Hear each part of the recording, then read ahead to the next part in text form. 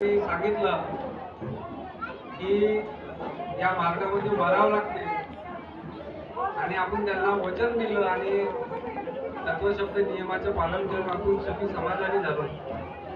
परंतु सुखी समाधानी झाल्यानंतर मार्गदर्शकांनी सांगितलं ते गरिबी असली तर लाजायचं नाही आणि पैसे 2 पैसे आले तर माझ्याचं नाही. या परिस्थिती जर राहायचं तर या मार्गामध्ये जो नमला तो जमला आणि जो नमला नाही तो जमला नाही. या मार्गामध्ये 2 पैसे आल्यानंतर किंवा सुखी समाधानी झाल्यानंतर तुम्ही जर खूप मोठ्या गोष्टी करायला लागल्या आणि बाबाच्या वरती जायला लागले तर तुम्हाला केव्हा खाली पाडेल हे कळणार नाही. अशा प्रकारे हा मार्ग आहे. कारण यातूनच मी एक माझा अनुभव सांगतो. मी 2 वर्ष झाले या अनुभवाला. मी मोद्याला बँकेमध्ये गेलो आणि बँकेमधून मी काही सल्फेटवाल्याला बीवाल्याला पैसे द्यायचे होते. मी 1.5 लाख रुपये बँकेतून काढले आणि 50-50 हजाराच्या 3 गड्ड्या मी एका झिल्लीमध्ये खिशात ठेवल्या आणि रोडने निघालो हायवेने. मोदेहून येता येता ज्या लाल गाई आहे लाल गाईच्या झुंड खूप अशा त्या काही खूप अशा पळत होत्या धावत होत्या. काय झालं माहित नाही. मी थोडा थांबलो, गाडीवरून पाय टेकून खाली थांबलो. परंतु त्या गाडीच्या झुंडामध्ये एकदम अंगावर गाडीवर आल्या आणि मी त्यामध्ये पडलो. गाडी पडली आणि त्या गाडी गेल्या. सर्व कपडे रस्ते भरपूर झाले. मी उठलो, झटक झुटक केलं, आपलं गाडी उचलली आणि निघलो. समोर माझ्या घोडचा बसस्टॉप आहे. त्या बसस्टॉपवर आलो आणि मला त्याचे भान नाही की माझे पैसे पडले. मग नंतर ओढल्यावर आल्यानंतर मला आठवण आली की मी तुला डिक्कीत ठेवली की खिशात ठेवली. मी डिक्कीत पाहिलं गाडीच्या काय पैसे होते नाही. आपल्या खिशातच असेल पैसे पडले. आता काय करायचं, हायवेवरनं पैसे पडले. हा भगवंत कसा आहे आणि कसा योग आणते. परंतु आपण तत्वशब्द नियमानं असेल तरच, नाहीतर कोणताच योग आणत नाही. मी त्यानंतर घरी आलो. घरी मी माझी आई हार्ट पेशंट असल्यामुळे मी माझ्या आईला सांगितलं नाही. परंतु त्या दिवशी पत्नीलाही सांगितलं नाही की असं असं झालं, माझे पैसे पडले. परंतु मी माझ्या विचारात मी घरी आलो. रात्री प्रार्थना केली, भगवंताला योग मागितला. भगवंता पैसे माझे मिळू द्यावा. कारण थोडे बहुत नाही, 10-15 हजार रुपये नाही तर 1.5 लाख रुपये आहे. मला ते बियाणंवाल्याला द्यायचे होते. परंतु भगवंताला योग मागितला आणि मी रात्रभर झोप काही लागली नाही. दुसऱ्या दिवशी तो विचारच करत राहिलो. 2 दिवस गेले. तिसऱ्या दिवशी भगवंताने मी रोजच योग मागत होतो 2-3 दिवस. ते भगवंता माझे पैसे कसे तरी कुठून तरी मिळू द्या, असा काही योग येऊ द्या. कारण हायवेला पडलेले पैसे तिथं कुणावर आपण हे घेणार अंदाज की फलाच्या माणसाला सापडले असेल जाऊ शकत नाही कोणाकडे. परंतु पहा, तिसऱ्या दिवशी भगवंताने मला योग दिला की जसा एक आवाज, मी असा जेवण केलं 10-11 वाजता आणि थोडा झोपलो तर मला असा आवाज झाला. तुम्ही तरी सांगून राहिलं मला सांगू तुझे पैसे त्याच गाईवाल्याला सापडले आणि ते पैसे देण्यास तयार आहे, पण तुम्ही तिथपर्यंत पोहोचा. आता 3-4 दिवस झाले होते. असा आवाज आला. भगवंताला आपल्याला सांगितलं तर मी दुसऱ्या दिवशी, त्या दिवशी नाही गेलो पण दुसऱ्या दिवशी मोद्याला गेलो. माझे मित्र आहे तिथं राजनीतीमध्ये आहेत. त्यांना पकडलं होतं. यांच्याजवळ गाईवाल्याचे नंबर वगैरे राहतात. त्यांना पकडलं. मला साहेब अशी गोष्ट झाली. 3-4 दिवस झाले. मला असं फास वाटत आहे.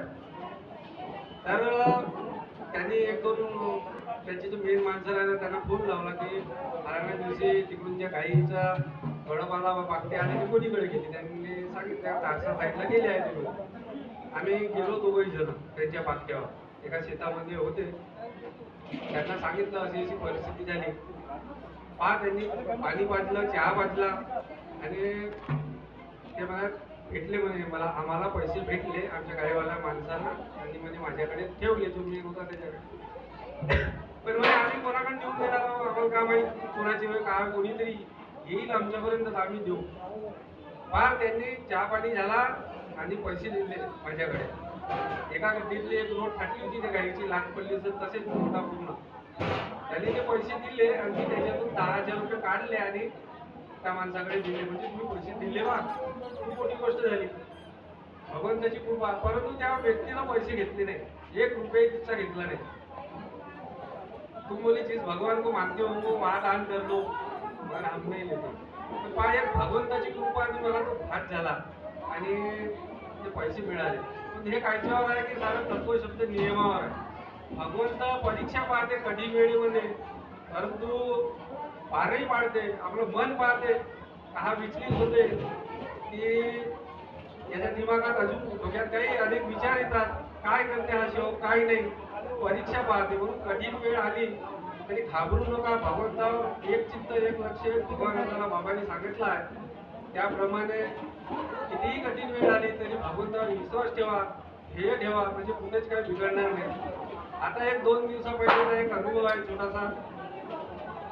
त्या तारणीला आता सेवक संमेलन झालं त्याच्या आदल्या दिवशी मी शेतामध्ये गहू पाळले हार्वेस्टरनी आणि त्या वेळेवर पैसे काही जवळ होते नाही, तर तो हार्वेस्टरवाला कोळीला चालला गेला. म्हणजे भाऊ उद्या पैसे आणून द्यायचा.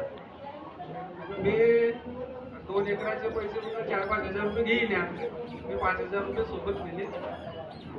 भाऊ म्हटलं किती पैसे झाले तुमचे? म्हणजे 5,000 दिले. जवळ दुसरे पैसे फक्त 70 रुपये खिशात होते. आता तिथून गाडी घेऊन निघालो तर पेट्रोलची नळी निघली.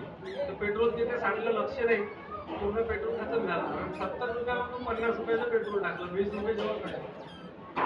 परंतु माझ्या आणि म्हणलं आता 10 रुपयाचा चहा पिऊन घ्यावं, 20 रुपये राहिले चहा पिऊन घ्यावं आणि गावाला जावं.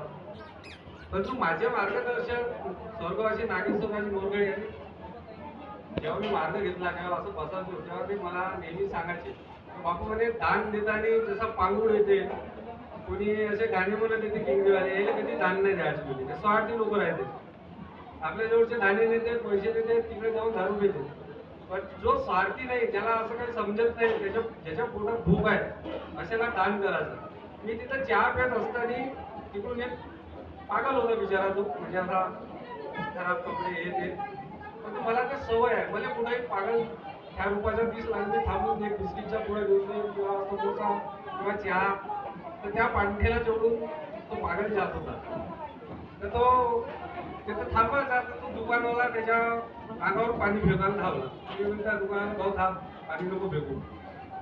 म्हणलं त्याने नाश्ता दे, चहा दे, बिस्किटचा पुडा दे. पैसे तर होते नाही, 20 रुपये होते बा.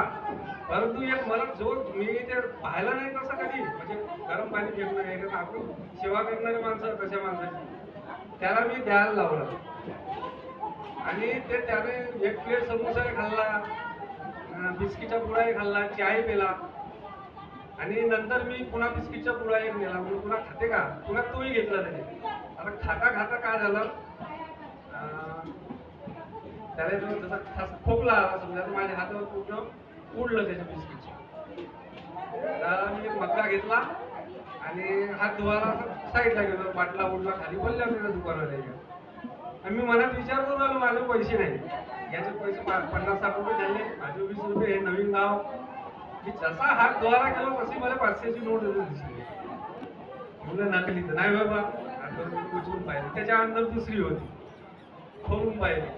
म्हटलं हे होय, आपल्याजवळ पैसे नसताना आपण भगवंतावर विश्वास ठेवला, त्याला द्यायला लावलं. मी या उद्देशाने आलं होतं का, म्हटलं आपल्याजवळ ऑनलाईन फोन मध्ये नाही, आपण पोराला फोन करीन, याचा स्कॅनर पाठवीन आणि त्याला ऑनलाईन मारायला लागेल. तर पहा, भगवंताची वेळ नाही होती, त्या 2-5 नोटा भेटल्या, त्याच्यातून ते पैसे म्हणजे भाऊ आपले पैसे घे. म्हणजे भगवंत कुठं तुम्हाला का देईल याचा अंदाज नाही. म्हणून भगवंतावर विश्वास ठेवला तर आपलं कोटीच काही बिघडत नाही. आणि आपण ज्या दिवशी मार्गात येतो त्या पहिल्या दिवसाची आठवण जर ठेवली कधीच आपलं काहीच बिघडणार नाही. जेवढं मागाल तेवढं मिळेल. मी एक दुःखी माणूस, मी माझ्यावर एक स्वतःची सायकल नव्हती, मग आज 4 व्हीलरनं घुमवतो. हे भगवंताची कृपा. जेवढी वेळ मी शेती करतो, स्वतः शेती करतो, मी माणूस ठेवत नाही. ट्रॅक्टर झाला, सर्व झालं, सर्व बरोबर आहे, काहीच माझी सोय नव्हती. परंतु आज भगवंताच्या कृपेनं सर्व बरोबर आहे. पण मी त्या जुन्या दिवसाला भुललो नाही. ते जुने दिवस आपले घेऊन चालत आहोत. म्हणून भगवंत आपल्या पाठीशी आहे. जेवढं विचार केला, जेवढ्या अपेक्षा आपल्या खूप नाही पाहिजे, अपेक्षा कामापुरतच पाहिजे. मोठ्या अपेक्षा केल्या तर पूर्ण होणार नाही. आपण आपल्या अमायिक विचाराप्रमाणे आपण जेवढ्या अपेक्षा केल्या तेवढ्या मात्र भगवंत देते. या प्रसंगी मला इथं 2 शब्द बोलण्याची संधी दिली त्याबद्दल मी आभारी आहे आणि आपल्या 2 शब्दाला इथे विराम देते. सर्वांना एकत्रित नमस्कार.